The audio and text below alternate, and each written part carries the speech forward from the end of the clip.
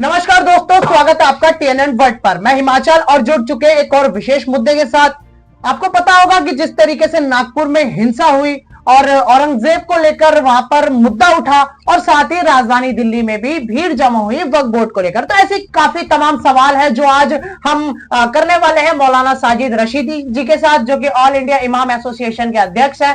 तो सर, बहुत बहुत स्वागत है आपका। बहुत शुक्रिया आपका भी। सर, सबसे पहले सवाल तो ये जा रहा है कि आज वापस से मुसलमानों को लेकर सियासी जो है मुद्दा वो गरमाया हुआ है।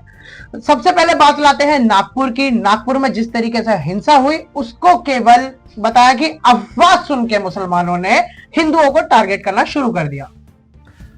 देखिए, सवाल सबसे बड़ा ये है, आपके सवाल से भी बड़ा, कि औरंगजेब पर अब इस वक्त में बात क्यों, और औरंगजेब को क्रूर साबित करने पर क्यों तुले हैं ये लोग।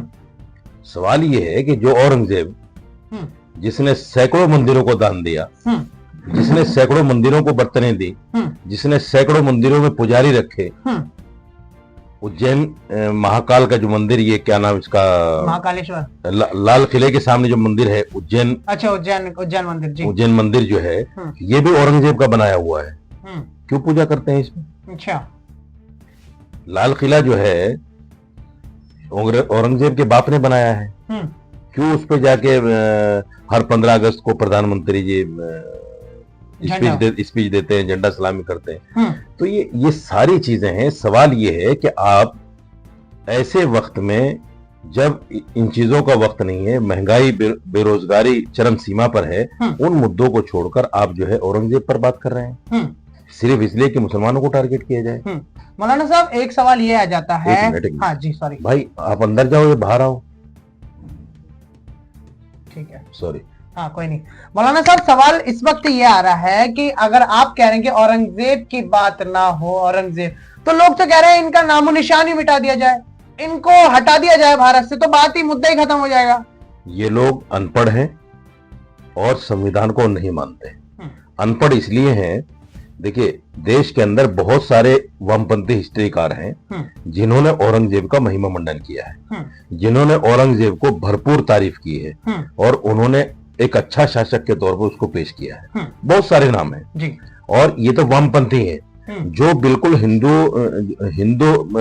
क्रूर, एक तरह से कहिए कट्टर हिंदू, जो हिस्ट्रीकार हैं, जयदेवनाथ सरकार, जो मुसलमान के हर वक्त मुखालफत में लिखते हैं, जो इस्लाम के हर वक्त मुखालफत में लिखते हैं, उन्होंने भी औरंगजेब को अच्छा शासक बताया है, अच्छा जनरल बताया है, अच्छा फौजी बताया है, और ये कहा है कि मुगलों का चांद मुकम्मल होता है औरंगजेब के आने के बाद।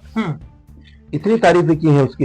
तो सवाल ये है कि सबसे पहले आप, अगर आप पढ़े लिखे हो, सबसे पहले आपको ये काम करना चाहिए कि जितने भी हिस्टोरियन हैं जिन्होंने महिमा मंडन किया है, उन तमाम को जेल में डाल दो।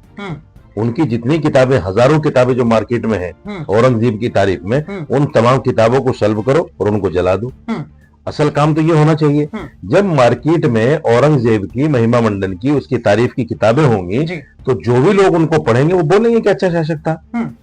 ये गलती पढ़ने वाले की थोड़ी है, ये गलती आपकी और हिस्टोरियन की है। तो आप अपनी गलती और हिस्टोरियन की गलती को मुसलमानों पर क्यों डाल रहे हैं? दूसरी बात यह है कि औरंगजेब मुगलों में सबसे बेहतर और सबसे अच्छा शासक इसलिए भी था क्योंकि वो ईमानदार, इंसाफ पसंद और बहुत रहमदिल था। एक पंडित की बेटी का बड़ा मशहूर वाकया है उसका, कि पंडित की बेटी को उसने इंसाफ दिलाने के लिए अपने एक जर्नल को 4 हाथियों के साथ बांधकर उसके प्रख से उड़ा दिए, क्योंकि वो जर्नल उस पंडित की बेटी को, सनातनी बेटी को, अपने हरम में लाना चाहता था। और सर, इसी पे ही क्रूर सवाल लोग ये कह देते हैं कि क्रूर शासक था, भाई की गर्दन वाली बात कर देते हैं। और मंदिरों को तोड़ने के आरोप, कहते हैं आलमगिरी में मेंशन है कि धर्म परिवर्तन भी लिखा हुआ है। तो ये जो सारे तमाम आरोप है औरंगजेब के ऊपर, सब झूठी कहानियां हैं।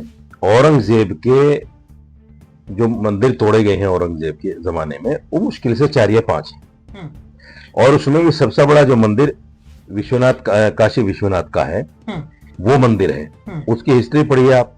उसकी हिस्ट्री ये है कि बनारस जाते हुए रास्ते में वो जगह पड़ी, तो जो उसके राजे थे, जय सिंह और मान सिंह, और भी जो लोग उसके जनरल कर्नल हिंदू थे, उन्होंने ख्वाहिश जाहिर की कि हमारा ये सबसे बड़ा तीर्थ स्थान है, हम यहाँ रुकना चाहते हैं और हमारी रानियां यहाँ स्नान करना चाहती हैं। तो औरंगजेब ने उस बात को माना और पूरी फौज को लगा दिया कि भाई ठीक है, इनको करने दो। जब रानियां स्नान करके निकली तो उनमें से कुछ रानियां गायब थी। उनको तलाश किया गया, नहीं मिली। पता चला एक बहुत बड़ी मूर्ति थी, जब उसको हिलाया गया तो उसके नीचे एक जीना था। वो जीना नीचे तहखाने में जाता था। जब वहां पहुंचा गया तो देखा कि वो रानियां वहां बैठी हैं और रो रही हैं और उन्होंने अपनी दास्तान बताई कि हमारे साथ दुष्कर्म हुआ है और यहाँ के जो बड़े पुजारी हैं उनके थ्रू हुआ है। अच्छा। तो जब उन राजाओं ने, हिंदू राजाओं ने अपनी रानियों के साथ ये दुष्कर्म देखा तो उन्होंने खुद औरंगजेब से कहा कि हमारी रानियों के साथ ऐसा हो चुका है, जब रानियों को यहाँ नहीं छोड़ा जा रहा है तो आम लड़कियों का क्या हाल होता होगा, इसलिए इस जगह को तोड़ दिया जाए। अच्छा, मतलब तो, काशी विश्वनाथ के मंदिर में जो हिस्ट्री थी कि रानियों के साथ जो है दुष्व्यवहार हुआ पंडित के द्वारा, ये बाकायदा हिस्ट्री में दर्ज है। और फिर उन्होंने जयसिंह और मानसिंह के कहने पर आदेश दिया कि ठीक है तोड़ दो। तोड़ने वाले भी जयसिंह और मानसिंह, तोड़ने वाले औरंगजेब ने एक ईंट भी नहीं तोड़ी, तोड़ने वाले भी वो। दूसरे ये है कि आप ये देखिए कि जिस वक्त औरंगजेब तख्त पर बैठा उसने 51-52 साल हुकूमत की सिर्फ। जब वो तख्त पे बैठा तो हिंदुओं के ऊपर 80 से ज्यादा टैक्स हुआ करते थे, 80 से ज्यादा। और कई टैक्स तो उनकी पूजा के टैक्स थे। जैसे मैं आपको बता देता हूं, उसमें जो है आपका गंगा पूजा टैक्स, गंगा स्नान टैक्स और गंगा में मुर्दों को बहाने वाला टैक्स, ये टैक्स हिंदुओं पर लगाए जाते थे। लेकिन औरंगजेब ने उन तमाम टैक्सों को माफ कर दिया हिंदुओं से और सिर्फ एक टैक्स रखा जिसको जिजिया कहा जाता है। और वो जिजिया इतना कम था कि जो मुसलमान उस वक्त में 2.5% ज़कात अदा करते थे उनसे बहुत कम था, सिर्फ 12 दिरहम पूरे साल का, 12 दिरहम। अच्छा, बहुत मामूली रकम। ये सिर्फ इसलिए क्योंकि सरकार चलाने के लिए मुसलमान भी ज़कात देते थे 2.5% और हिंदुओं पर भी ये मामूली सा टैक्स लगाया गया, जिसको ये लोग कहते हैं कि वो तो हिंदुस्तान में रहने का टैक्स देते थे। अरे भाई, तो मुसलमान भी तो देते थे। अगर मुसलमान ज़कात देते थे तो क्या वो हिंदुस्तान में रहने का देते थे? सर, जो कहते हैं कि आलमगिरी में मेंशन है कि जजिया ना दिया तो इस्लाम कबूल कर लिया जाए, तलवार की नोक पे डरा डरा के हिंदुओं को मुसलमान बना दिया जाए। नहीं नहीं नहीं, बिल्कुल गलत है। आप देखिए, एक प्रोफेसर राम पुनियानी है, बहुत बड़े हिस्टोरियन है, मैंने भी उनका इंटरव्यू किया था अपने चैनल पे। उन्होंने भी कहा और मैंने भी पढ़ा है बहुत सारी जगहों पर, एक मशहूर है उसका कि जब तक वो 12 मन जनेऊ नहीं जला लेता था तो उसको चैन नहीं आता था। 12 मन जनेऊ का मतलब समझते हैं आप? कम से कम 1 लाख आदमी, 1 लाख आदमी, 12 मन जनेऊ का मतलब। जनेऊ कितना होता है? मुश्किल से 3-4 ग्राम का, 5 ग्राम का लगा लीजिए। अब 12 मन जनेऊ को आप जोड़िए तो कम से कम 1 लाख आदमी बैठेगा। अगर वो 1 लाख आदमी रोज मारता था तो 1 साल में कितने लोग मारे गए? आप अंदाजा कीजिए, जोड़िए इसको। जबकि उस वक्त की आबादी सिर्फ 5 करोड़ थी और ये बैठ गया 15 करोड़। तो उसने किनको मारा फिर? उसने तो हिंदू मुसलमान सबको मार दिया और फिर भी हिंदुस्तान में हिंदू भी रहे और मुसलमान भी रहे। दूसरी बात ये, मुगलों के वक्त मुगलों ने तकरीबन 350 साल हुकूमत की। उसके पहले लोधी वंश था, 200-250 साल उसने हुकूमत की। यानी मुसलमानों ने कुल मिलाकर 600 साल, 650 साल हुकूमत की। अगर वो हिंदुओं को मारते या वो इस्लामी हुकूमत करते और ये कहते कि भाई जो हिंदू मिले उसको मार दो, तो हिंदू बचता का? एक भी हिंदू नहीं बचता। अच्छा। उन्होंने इस्लाम के नाम पे हुकूमत ही नहीं की। अच्छा। जैसे और हिंदू राजा अपनी सल्तनत को बढ़ाने के लिए लड़ाइयां लड़ते थे, जंगें लड़ते थे, उन्होंने भी लड़ी। जैसे आप शिवाजी महाराज को देख लीजिए, शिवाजी महाराज ने क्या किया? बहुत से मराठे राजाओं को मारा अपने वर्चस्व को बढ़ाने के लिए। हालांकि आज उनको मराठों का कहा जाता है कि नायक है, लेकिन उन्होंने मराठे राजाओं को मारा। बहुत सारे हिस्ट्री में नाम लिखे हुए हैं। अच्छा। दूसरे ये है कि उस वक्त में सबसे बड़ा जो टैक्स था लोगों के ऊपर वो शिवाजी की तरफ से था। हाँ। शिवाजी फसल का चौथाई लेते थे कि अगर आपके पास 1 रुपए की फसल हुई तो 25 पैसे हमें जमा कराओ। ये शिवाजी लेते थे और औरंगजेब बहुत मामूली लेता था पूरे साल का। तो सवाल ये है कि ये सारी चीजें हिस्ट्री में दर्ज हैं। हिस्ट्री जिन लोगों ने पढ़ी नहीं वो इस तरह की बातें कर रहे हैं कि वो शासक क्रूर था, वो फला। अच्छा, दूसरी बात मैं खुले मन से कहता हूं, चलिए मैंने मान लिया कि वो शासक क्रूर था, और उसने क्रूरता की, उसने हिंदू राजाओं को भी मारा और मंदिर भी तोड़े, मैं मान लेता हूं। हमारा जो संविधान है उसमें ऐसा कहां लिखा हुआ है कि जो क्रूर बादशाह गुजरे हैं पहले, उनकी कब्र भी हिंदुस्तान में ना हो? कहां लिखा है ऐसा? या ऐसा कहां लिखा है कि जो भी आदमी उनका महिमा मंडन करेगा वो देशद्रोही होगा? कहां लिखा है संविधान में? अगर कहीं लिखा है तो मुझे भी बता दो। बिल्कुल। और दूसरी बात ये कि मैं महिमा मंडन कर रहा हूं, मेरे ऊपर केस लगाए कोई देशद्रोही का। अच्छा, मतलब अच्छा सर, सवाल महिमा मंडन पे ही अब कर लेते हैं। कुछ हमारे मुस्लिम स्कॉलर कहते हैं कि भारत के मुसलमानों को मुगलों से मत जोड़िए, हमारा मुगलों से कोई भी ताल्लुकात नहीं है। और एक साइड देश के मुसलमान जहां पर हजरत आलमगीर करके औरंगजेब को पूजा जाता है, उनकी कब्र पे भी, मजार पे भी लोग जाते हैं। तो क्या एक फर्क है कि हमारा मुगलों से कोई वास्ता नहीं है और औरंगजेब जो है वो हमारे हजरत आलमगीर है? देखिए, उसकी खबर को पूजा नहीं जाता, कोई उस पर वो नहीं करता। हाँ ठीक है, जिस खानदान के जिम्मे उसकी देखरेख है खबर की, जो सदियों से चली आ रही है, वो उसको साफ सफाई करता है, उस पर चादर वादर चढ़ा के रखता है, देखभाल करता है उसकी। दूसरी बात यह है कि उसको हजरत आलमगीर इसलिए कहा जाता है कि वो बड़ा नेक आदमी था।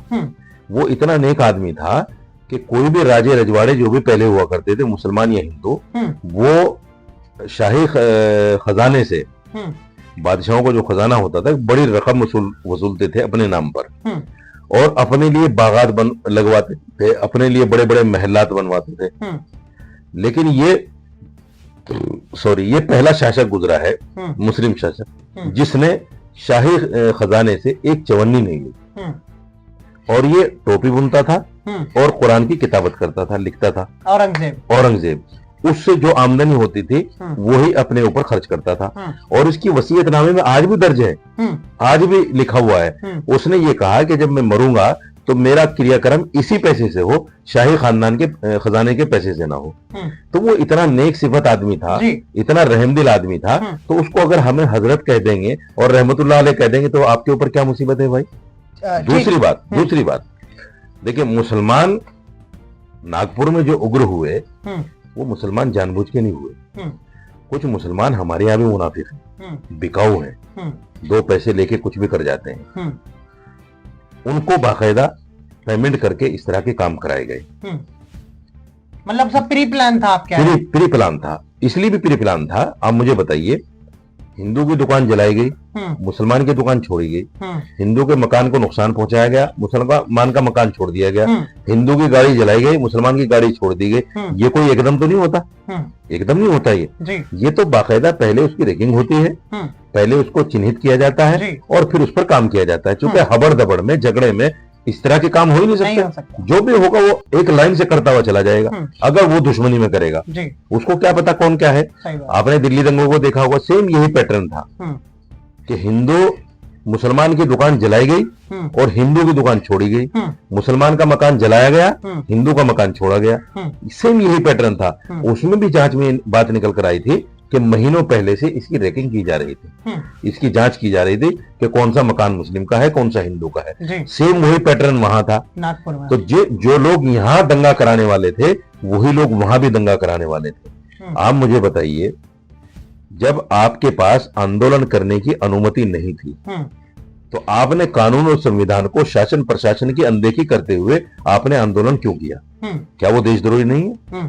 विश्व हिंदू परिषद के लोग जब उनको अनुमति नहीं मिली तो क्यों किया उन्होंने? आपने अभी जिक्र किया कि यहाँ मुसलमान इकट्ठे हुए वक्फ बिल को लेकर, उन्होंने अनुमति मांगी थी 10 मार्च की, उनको 10 मार्च की अनुमति नहीं मिली, 13 मार्च की मिली। उन्होंने कहा जी 13 मार्च को होली है, 14 मार्च को और हम इकट्ठे होंगे तो कुछ ना कुछ हो सकता है, इसलिए हमें और आगे का टाइम दे दिया जाए। उनको फिर 17 मार्च का टाइम दिया गया। जब उनको टाइम दिया गया तब वो इकट्ठे हुए, बिना अनुमति के तो नहीं हुए। तो बिना अनुमति के विश्व हिंदू परिषद ने जब महा आंदोलन किया तो उसके परिणाम तो ऐसे ही होंगे, क्योंकि उनका मनशा ही दंगा कराना था।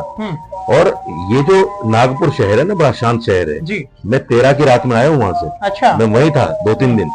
मैंने देखा है जिस तरह होली के नाम पर एक दिन पहले से शुरू हो जाता है हुड़दंग, पानी के गुब्बारे मारना, छेड़ना, ये करना वो करना। वहां इस तरह की कोई चीज नहीं थी पहले दिन। बिल्कुल शांत लोग एकदम, हिंदू मुसलमान सब। और जहां मोमिनपुरे का मामला बताते हैं और वहां के एक एमएलए कहते हैं खड़े होकर कि साहब एक हफ्ता पहले वहां से पूरी गाड़ियां हटा दी गई। मैं 13 में आया वहां से कोई गाड़ी हटी नहीं थी, चलने की जगह नहीं होती वहां उस जगह पे, इतना घना इलाका है। तो ये जो सारी चीजें हैं बाकायदा प्री प्लान है, जानबूझकर किया गया। और इसकी जिम्मेदार विश्व हिंदू परिषद है। विश्व हिंदू परिषद पर पाबंदी लगनी चाहिए।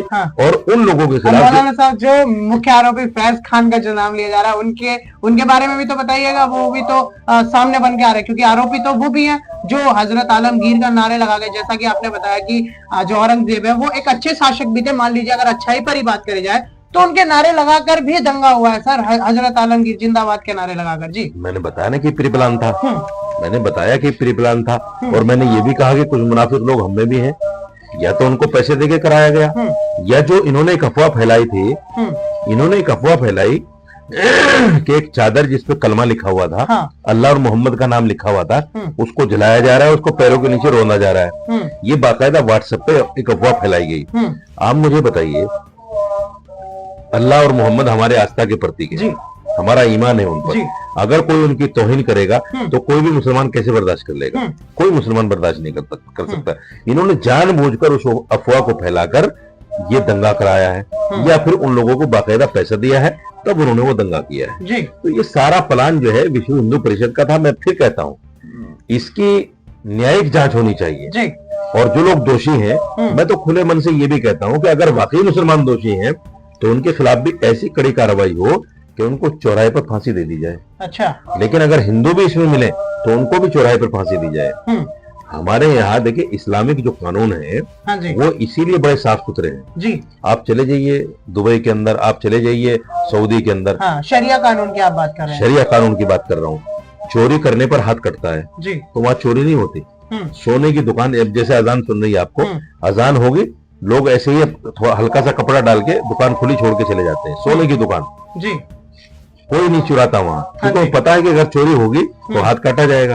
अगर कोई वहाँ रेप करता है तो उसको चौराहे पे आधा जमीन में गाड़ के पत्थर मार मार के उसको मार दिया जाता है, जब तक वो मरे नहीं, जब तक पत्थर मारे जाते हैं। इतनी कड़ी सजा है। अब बताइए यहाँ हिंदुस्तान में इन सब पर सजा है, चोरी पर भी सजा है, डकैती पर भी सजा है, रेप पर भी सजा। एक चीज रुक रही है?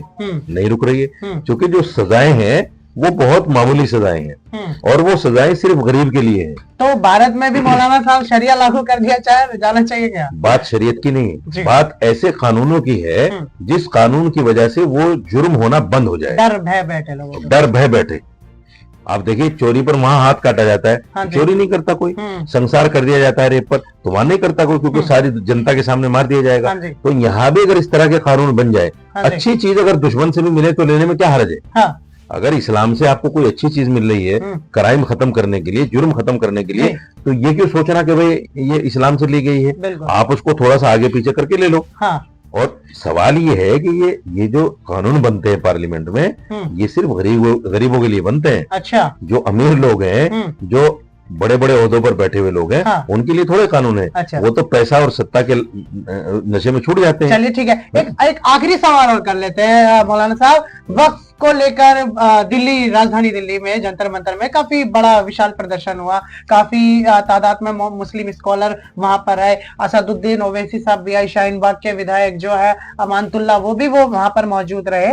लेकिन सवाल बस एक जा रहा है कि सर जब वहां पर वक्फ को लेकर संवैधानिक तौर पे धरना प्रदर्शन वहां पर चल रहा था, तो हिंदू विरोधी सरकार के नाम से जो है वो नारे लगाए जाते हैं, तो वक्फ के माफी चाहूंगा, मुस्लिम विरोधी सरकार के जो है वहां पर नारे लगाए जाते हैं। तो क्या आप मानते हैं कि ये जो धरना प्रदर्शन था वो मुस्लिम विरोधी सरकार के खिलाफ था, या फिर बीजेपी में जो संशोधन ला रही है उस बिल के समर्थन में मुसलमानों का जो है प्रोटेस्ट था? देखिए बात सुनिए, जो भी आदमी इस देश में रहता है, अगर उसके हितों के खिलाफ कोई कानून आएगा तो वो बोलेगा।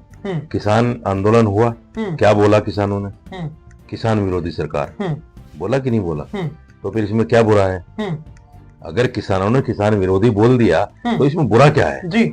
ऐसे ही मुसलमानों ने जब उनके वक्फ के खिलाफ इस तरह का कानून आ रहा है, अगर उन्होंने मुसलमान विरोधी सरकार बोल दिया तो गैर संवैधानिक चीज तो है नहीं। धरने प्रदर्शन में दिए, आप ये देखिए कि लाखों आदमी जमा हुए, लेकिन कोई किसी तरह का झगड़ा, किसी तरह की संपत्ति को नुकसान ये नहीं हुआ। ये बड़ी अजीब, ये क्यों नहीं दिखाते आप लोग कि इतनी शांति के साथ वो लाखों लोग आए और चले गए जी अपनी बात कहकर। हाँ जी। तो ये क्या अपने आप में एक अमन का संदेश नहीं है? नहीं तो सर हर बार ऐसा थोड़ी नहीं होगा अब कि मुस्लिम समुदाय के ऊपर दंगे का ही आरोप लगाया जाए सर। नहीं, नहीं। ऐसा भी तो नहीं हो सकता। देखिए, अब हर चीज तो प्यार से ही होती है प्रोटेस्ट। देखिए जी जो संवैधानिक तरीके से प्रोटेस्ट किया जाए हाँ जी वो हर किसी नागरिक का अधिकार है। जी हमने जिस वक्त वो प्रोटेस्ट चल रहा था सरकार के सामने मैंने खुद टीवी के माध्यम से एक बात रखी थी कि इस बिल को लाने में सरकार जल्दी ना करे। जी बात ये थी कि भाई अभी शायद इसी सत्र में इसको लाया जा रहा है और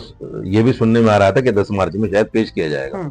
लेकिन हमने एक बात रखी सरकार के सामने कि भाई अभी जल्दी ना की जाए जी क्योंकि इसमें बहुत सारी चीजें ऐसी हैं जिस पर बैठकर बात हो सकती है। मेरी मीटिंग भी हुई कई लोगों से, मैंने उस पर बात भी की तो सरकार ने उसको ठंडे बस्ते में डाला। अभी इस सत्र में वो नहीं आ रहा है। अच्छा मतलब अभी वो वक्फ को लेकर कोई ऐसी बात नहीं है? अभी इस सत्र में नहीं आ रहा है और मुझे उम्मीद है कि सरकार हड़बड़ी में ये बिल नहीं लाएगी। जो मुस्लिम विद्वान हैं, मुस्लिम क्लेरिक्स हैं, जो वक्फ को जानते हैं, उन तमाम की राय लेकर ही जो भी इसमें अच्छा किया जा सकता होगा वो किया जाएगा। बिल्कुल हम संशोधन के खिलाफ नहीं है जी। अच्छा मैं भी इस बिल के खिलाफ हूँ, हालांकि मैं बीजेपी का हिमायती हूँ, आपको पता है। मैंने बाकायदा वोट डाल के दिखा के आए हैं। बिल्कुल दिखा के आए, डंके की चोट पे कहा है। हाँ। तो हम संशोधन के खिलाफ नहीं है लेकिन उन तमाम बातों के खिलाफ हैं जिसकी वजह से वक्फ बोर्ड की संपत्ति को पहले ही बहुत नुकसान पहुंच चुका है, अब और नुकसान ना पहुंचे, हमें इस बात का डर है। अच्छा तो इसलिए हम सरकार से कहते हैं हड़बड़ी में नहीं, जो भी अच्छा हो सकता है। अगर आप मुस्लिम हितैषी हैं, मुसलमान भी इस देश के नागरिक हैं, मुसलमान भी इसी सरकार में रहते हैं, नरेंद्र मोदी हमारे भी प्रधानमंत्री हैं, तो हम ये चाहते हैं, अपने प्रधानमंत्री से अपेक्षा करते हैं कि ऐसा कोई कदम ना उठाया जाए जिससे मुसलमानों में रोष फैले, मुसलमानों में जो नफरत है बीजेपी के प्रति और ज्यादा हो, बल्कि ऐसा काम किया जाए कि मुसलमान बीजेपी से जुड़ना शुरू करें। और ये सरकार अगर 15 साल चले तो 50 साल चले, बिल्कुल, क्योंकि वो मुसलमानों के जुड़ने से ही संभव हो सकता है। कांग्रेस ने जो 65 साल राज किया है वो सिर्फ हिंदू वोट पर नहीं किया, हिंदू मुसलमान दोनों के वोट पर किया है। अच्छा, हिंदू मुसलमान दोनों वोट अगर बीजेपी को भी मिलेगा तो ये लंबी सरकार चलेगी। अच्छा। और यही बात मैंने, तो आप चाहते हैं कि बीजेपी इस वक्त देश की कमान थामे रखे, थामे रखे, वो सही कर रही है? नहीं, बिल्कुल। देखिए बीजेपी सरकार के जो भी नीतियां हैं जी, देखिए सरकारों में कुछ चीजें ऐसी होती हैं वोट के लिए जी, हर सरकार में। कांग्रेस के जमाने में हम देखते थे कि मस्जिद में सुअर का गोश्त फेंक दिया, मंदिर में गाय का गोश्त फेंक दिया, और फेंकने वाले जब पकड़े जाते थे वो हिंदू होते थे। अच्छा। कांग्रेस के जमाने में भी ऐसा होता था। कांग्रेस ने 52,000 फसादात दिए, 52,000, मामूली नहीं होते 52,000, और उनमें कई फसादात ऐसे हैं, मेरठ, मलियाना, हाशिमपुरा, भिवंडी, ये ऐसे फसादात हैं कि अगर आप इनको पढ़ोगे तो 2002 का दंगा शर्मा जाएगा। बिल्कुल, इतने बड़े बड़े फसादात हैं। अच्छा। लेकिन वजह क्या है कि कांग्रेस ने मुसलमानों को गोद में लेके रखा। अच्छा। मुसलमानों की हितैषी बनी रही और उनको मारती भी रही, उनको नौकरियों में 0 पे लाके खड़ा कर दिया, पार्लियामेंट में 0 पे लाके खड़ा कर दिया, विधानसभा में 0 पे लाके खड़ा कर दिया, और सोने पे सुहागा नमक और छिड़क दिया कि सच्चर कमेटी की एक रिपोर्ट तैयार करा दी सच्चर कमीशन से, और उसमें लिख दिया कि मुसलमान दलितों से बदतर जिंदगी जी रहा है। हाँ। मैं कांग्रेस से पूछना चाहता हूँ, एक मुसलमान मेरे सामने लेके आओ जो दलित से बदतर जिंदगी जी रहा है। कोई मुसलमान नहीं है, सब झूठी रिपोर्टें हैं, मुसलमानों को हताश करने के लिए, मुसलमानों को डाउन करने के लिए, ताकि उनके दिमाग में ये बात बैठी रहे कि हमारी तो कोई वैल्यू नहीं। अच्छा। उसके बाद में ये सब कुछ होने के बाद आज देखिए कांग्रेस जो है मुसलमानों के महल्ले में वोट मांगने नहीं जाते। हाँ। मुसलमानों के साथ मंच साझा नहीं करते। यही काम अखिलेश यादव भी कर रहे हैं, जिसको मुसलमानों ने भर भर के वोट दिया और 36 सीटें 37 सीटें लेकर आए, वो मुसलमान के वोट पर। यादव ने वोट नहीं दिया समाजवादी को, मुसलमानों ने 100% वोट दिया, 37 सीटें आ गई। अब अखिलेश यादव भी यही कर रहे हैं, मुसलमानों के महल्ले में वोट मांगने नहीं जाते, मुसलमानों के साथ मंच साझा नहीं करते, और ये कहते हैं कि अगर हम मुसलमानों के साथ लगेंगे हिंदू वोट छटक जाएगा। अरे हिंदू वोट तुम्हारे पास है कहाँ? यही काम दिल्ली के अंदर केजरीवाल ने किया, हो गया 9-2-11। तो सवाल ये है कि मुसलमान तो अपनी जगह ईमानदारी के साथ पहले कांग्रेस को वोट देता रहा, फिर समाजवादी को वोट देता रहा, फिर आम आदमी पार्टी को वोट देता रहा, लेकिन इन पार्टियों को ये इल्जाम लगाते हैं बीजेपी के ऊपर कि अगर बीजेपी आएगी तो मुसलमान का वोट राइट छिन जाएगा, आपको अछूत बना दिया जाएगा। अछूत तो इन्होंने बना दिया हमें, यही तुष्टिकरण कर रहे हैं मतलब। अछूत तो इन्होंने हमें बना दिया, जब हमसे वोट ही नहीं मांगते, हाँ जी, हमारे महलों में नहीं जाते, हाँ। तो फिर अछूत तो इन्होंने बना दिया ना। और इल्जाम बीजेपी पे है कि बीजेपी अछूत बना देगी, आपका वोट राइट छीन लेगी और न जाने क्या क्या कर देगी। मतलब डरा के मुसलमानों को। सवाल ये है कि तुष्टीकरण के लिए सब पार्टियां करती हैं, थोड़ा बहुत होता है। इतना बड़ा देश है, 140 करोड़ का देश है जी, थोड़ा बहुत तो होगा। ऐसा नहीं जो बड़ा घर होता है उसमें बर्तन खड़कते हैं, 4 बर्तन खटकेंगे। बिल्कुल। तो ये सारी चीजें हैं, मुसलमानों को ये सोचना चाहिए। और मैंने जो वोट दिया था उसका मकसद भी सिर्फ यही था कि मैं मुसलमान को कहना चाहता हूं कि आप सर झुकाकर नहीं, हाँ। नजरें झुकाकर नहीं, सीना तान के इस देश में जीने का काम करो। चलिए ठीक है, क्योंकि यहाँ तमाम हितों की रक्षा की जाएगी, हाँ। और की जा रही है। बिल्कुल, बहुत बहुत धन्यवाद। जैसा कि आप लोगों ने देखा कि ऑल इंडिया इमाम एसोसिएशन के अध्यक्ष मौलाना साजिद रशीदी जी ने अपनी बात रखी कि किस तरीके से नागपुर का जो दंगा वो एक प्री प्लान तरीके से इन्होंने समझाया, काफी अच्छे से बताया। वक्फ बोर्ड को लेकर जो मुसलमानों के हित की जो बात थी वो भी इन्होंने अपने शब्दों से हमारे चैनल पर बयां करी। बाकी इसी तरह खबर को मेरे साथ देखने के लिए बने रहिएगा।